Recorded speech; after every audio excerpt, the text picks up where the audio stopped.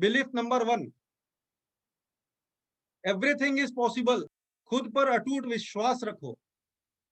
एक व्यक्ति जो 50 साल का है, बिजनेस में बुरी तरह से मात खा जाता है, उसका कर्ज मार्केट में बढ़ गया होता है, उसको कोई रास्ता नजर नहीं आता, वो पार्क में जाकर बैठता है।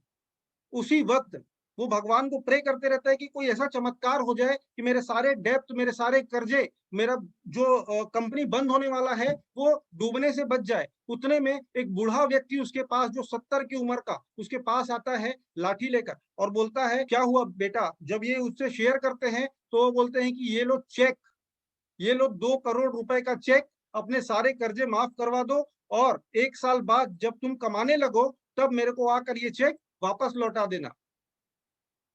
ये व्यक्ति उस चेक को लेकर इतना खुश होता है, घर आता है मगर उसे यूज नहीं करता, उसे अपने कबोर्ड में रख देता है, अपने अलमारी में रख देता है, ये सोच के कि इमरजेंसी आएगी तब मैं यूज करूंगा। और जी जान लड़ा देता है मेहनत करके कि कोई व्यक्ति अगर इस पे भरोसा कर सकता है तो मैं खुद पर भरोसा क्यों नहीं कर सकता। और उसके बाद यू डोंट बिलीव, वो इतना मेहनत करता है, दिन रात एक करता है, कस्टमर्स को कॉल करता है, अपने प्रोडक्ट पे ध्यान देता है, क्वालिटी पे ध्यान देता है, सब कुछ करके वो 8 महीने में अपने सारे डेट चुका देता है।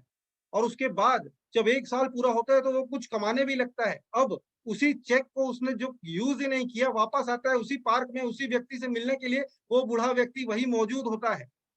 और जैसे ही उसके तरफ चेक अपने कोट से निकाल के उसके तरफ बढ़ने वाला रहता है तो एक नर्स आती है और उस बूढ़े व्यक्ति को पकड़ लेती है। और जैसे ये बिजनेसमैन जो उसके पास पहुंचता है तो बोलता है, ये चेक इसने दिया। तो नर्स बोलती है कि ये तो पागल है, ये तो पागल है जो हर कुछ दिनों में चेक की एक गड्डी है इनके पास, जो पार्क में किसी को भी उदास देखते हैं तो ये चेक 2 करोड़ का फाड़ के दे देते हैं। वो चेक नकली था। तो किसने काम किया? खुद पर विश्वास ने काम किया। Everything is possible, ladies and gentleman, nothing is impossible in this whole world. Let's see an another example. एक किसान मछलीपट्टनम 7 जुलाई 1992 में जो जैसे तैसे जिंदगी चला रहा था, उसके यहाँ एक नेत्रहीन बच्चे का जन्म होता है। वो बच्चा बचपन से ही पढ़ने में बहुत होशियार होता है, उसको स्कूल में एडमिशन करवाया जाता है। तो एक कॉमन स्कूल में जहाँ कॉमन बच्चे पढ़ते हैं, स्पेशल चाइल्ड नहीं, कॉमन बच्चे पढ़ते हैं। 10वीं कक्षा में जब वो पहुंचा तो वो 98% लाकर घर वालों को गौरवान्वित किया। उसके बाद उसकी ऐसी इच्छा थी कि वो विज्ञान विषय ले 12वीं के लिए, मगर उसे आंध्र प्रदेश की सरकार ने 12वीं बोर्ड की परीक्षा, 12वीं बोर्ड में विज्ञान विषय नहीं दिया, ये बोल के कि विकलांग लोगों को, हैंडीकैप लोगों को, फिजिकली चैलेंज लोगों को केवल आर्ट्स स्ट्रीम ही दिया जाएगा। वो केस किया और 6 महीने लड़कर उस केस को जीत गया। केस जीतने के बाद भी उसकी लड़ाई खत्म नहीं हुई। वो आगे आईआईटी से इंजीनियरिंग की पढ़ाई पूरा करना चाहता था और वहां भी उसके विकलांगता उसके आड़े आए। वो अमेरिका में अप्लाई किया, बड़े बड़े कॉलेजेस में, यूनिवर्सिटीज में एग्जाम दिलाया और यू डोंट बिलीव, 4 बड़े MIT, Massachusetts Institute of Technology, Stanford University, Berkeley University, Carnegie Mellon University जैसे यूनिवर्सिटीज से उसको ऑफर आया और वहां वो पढ़ने गया। और जब वहां पढ़कर निकला तो अमेरिका के बड़े बड़े जॉब्स उसके हाथ में थे, जबकि वो नेत्रहीन था। हमारे पास किस चीज की कमी है?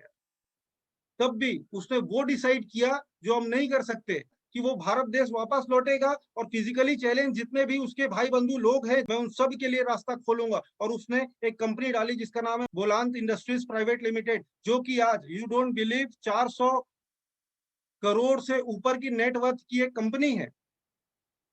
और आज वहां पर 4 फैक्ट्रीज है जिसमें 650 एम्प्लॉइज काम करते हैं, जिसमें से 500 एम्प्लॉइज फिजिकली हैंडीकैप है। कि nothing is impossible, impossible it self says I am possible. खुद पर विश्वास रखने की बस कमी है। Let's see the another example. आप चैट में लिख सकते हैं ये महिला कौन है? Any guesses? ये है विल्मा रूडोल्फ। इनके बारे में कुछ कॉमन चीजें मैं बताता हूं आपको। जून 23, 1940 में अमेरिका में इनका जन्म हुआ।